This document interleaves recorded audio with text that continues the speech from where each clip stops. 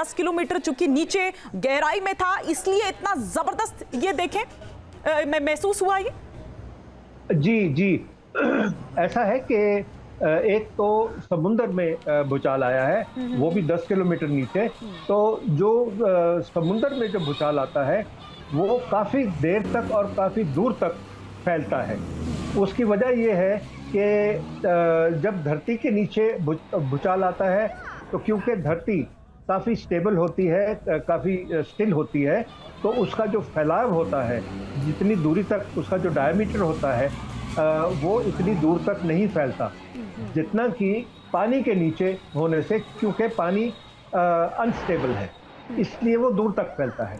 अभी इसका इफेक्ट यहाँ पे सिर्फ आसपास के जो आइलैंड हैं, जो द्वीप है, उन पे नहीं पड़ेगा, बल्कि सुनामी का भी बहुत ज़्यादा खतरा है और इसमें सुनामी की आशंका कुछ ज़्यादा ही है।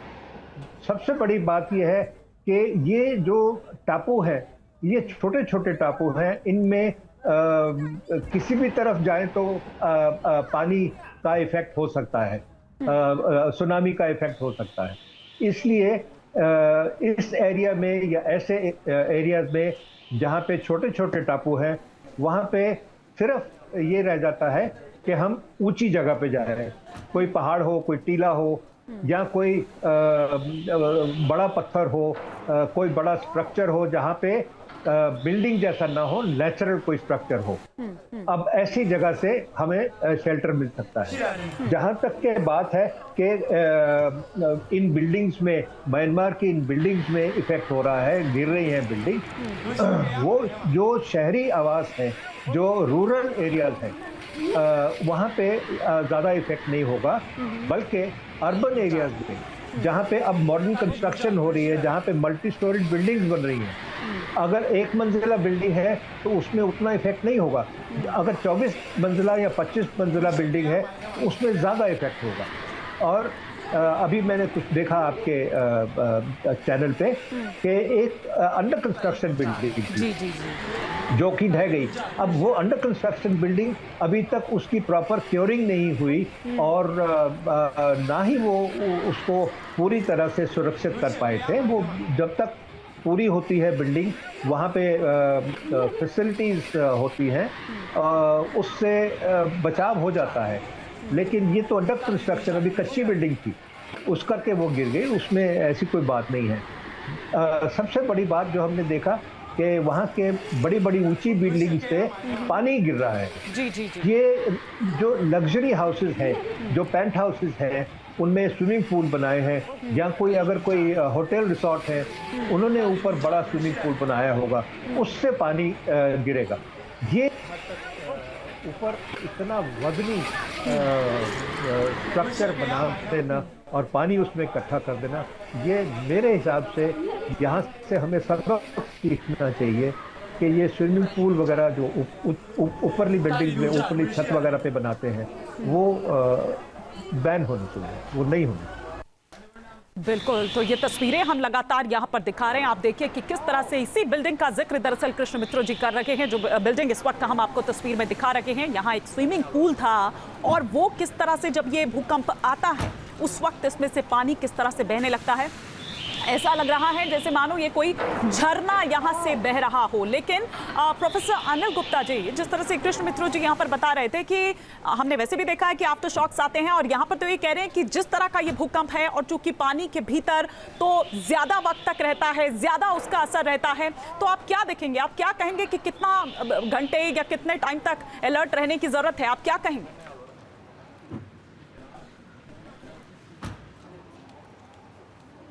प्रोफेसर गुप्ता, आप अपने आप को अनम्यूट करिए प्लीज। देखिए, अर्थक्वेक के बाद ये संभावना रहती है कि आफ्टर शॉक आ सकते हैं, और अर्थक्वेक के साथ कई बार सुनामी का भी रिस्क रहता है अगर वो अंडर ओशन अर्थक्वेक होते हैं, तो अलर्ट तो रखना पड़ेगा। और दूसरी बात है कि इसकी टाइमिंग कोई बहुत एक्यूरेट कोई बता नहीं सकता, क्योंकि अभी तक इसका कोई अर्ली वार्निंग सिस्टम बहुत परफेक्ट है नहीं। Only we can only track the precursor waves, और इससे ज़्यादा नहीं कर सकते हैं। तो सुरक्षा ही उपाय रहता है, और इसके साथ साथ जो आपात की व्यवस्था है, और सुरक्षा में जहाँ पर देखेंगे कि अभी जो पिछले 2 दशकों से जो विकास हो रहा है उसमें सेफ्टी स्टैंडर्ड्स के साथ साथ जो लुक है, ब्यूटिफिकेशन या फर्निशिंग, उस पर फोकस ज़्यादा होने से जिस तरीके के डैमेज अभी देख रहे हैं कि ब्रिजेस कोलैप्स हो गए हैं, बिल्डिंग्स के अंदर इस तरह के डैमेजेस हैं। और कृष्ण मित्रो जी ने भी जैसे बताया कि जो आजकल एक फैशन हो गया है कि बिल्डिंग के टॉप बिल्कुल रूफ पे जो हम स्विमिंग पूल बनाते हैं और इस तरह की चीज़ें, हमारे इंडिया में भी बहुत सारा इस तरह के डेवलपमेंट हुए हैं।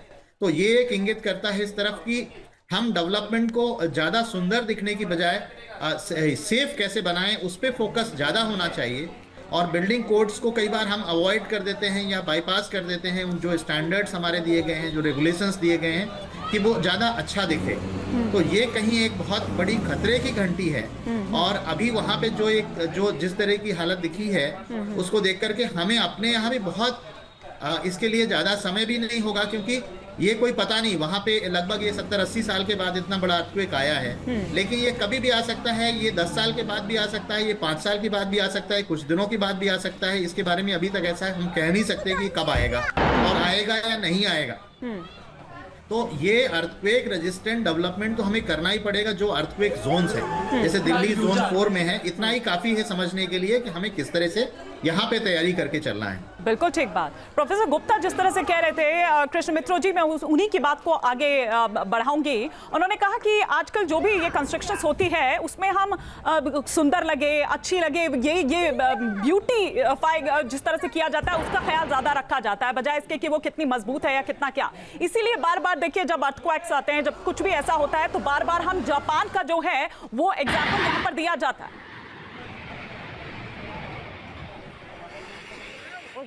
मेरे से बात कर रहे हैं? जी जी, कृष्ण मित्रो जी। जी जी जी। ऐसा है कि जापान आज दुनिया में एक जापान का रोल मॉडल बन गया, क्योंकि उन्होंने प्रिवेंशन और प्लानिंग जो करी है, इमरजेंसी डिजास्टर मैनेजमेंट प्लानिंग जो करी है, वो बहुत उम्दा किस्म की है। और जो बिल्डिंग्स उन्होंने बनाई हैं वो भी बहुत अर्थक्वेक रेजिस्टेंट है।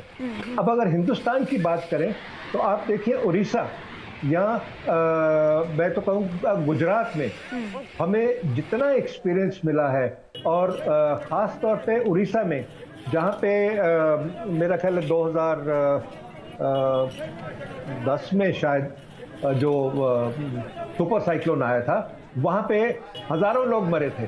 और अब सुपर साइक्लोन आता है तो उड़ीसा में 2, 4, 5, 7 लोग मरते हैं। इसका मतलब ये हुआ कि अगर गुजरात या उड़ीसा इतनी अच्छी प्लानिंग करके प्रिपरेशन कर सकते हैं, तो बाकी स्टेट क्यों नहीं? ये डिज़ास्टर मैनेजमेंट जहाँ तक के मेरी समझ में आया है, मेरे को इसमें सब्जेक्ट में डील करते हुए आज कम से कम 20 साल हो गए हैं, और मेरी समझ ये है कि स्टेट अथॉरिटीज़ जो हैं उनको ज़्यादा अलर्ट होना पड़ेगा, न कि पेपर टाइगर बन के डिज़ास्टर मैनेजमेंट प्लान और पॉलिसी बना दिए, उनको अलमारी में बंद कर दिया और रख दिया, हमारा काम हो गया। उससे नहीं होगा। आपको पब्लिक पार्टिसिपेशन की ज़रूरत है। पब्लिक पार्टिसिपेशन करके आपको एक सिटीजन को, जनता को सिखाना है कि आपदा क्या है, किस किस्म की है, नेचुरल है, मैनमेड है, और हर एक फर्क आपदा, आग है, भूचाल है, पानी है, या कोई और आपदा है, आकस्मिक बारिश हो जाती है, क्लाउड बर्स्ट जिसे कहते हैं, ऐसी चीज़ों से डील करने में, हर एक फर्क चीज़ में डील करने में हमें जनरल पब्लिक को ये ट्रेनिंग देनी होगी कि हम कैसे अपनी जान बचा सके, औरों की जान बचा सके, और सेफ लिविंग कर सके। ये बहुत ज़रूरी है हिंदुस्तान। बिल्कुल आपने ठीक कहा, क्योंकि यहाँ तो न्यूज नेशन अब व्हाट्सएप पर खबरों के ताजा अपडेट के लिए न्यूज नेशन के इस QR कोड को स्कैन करें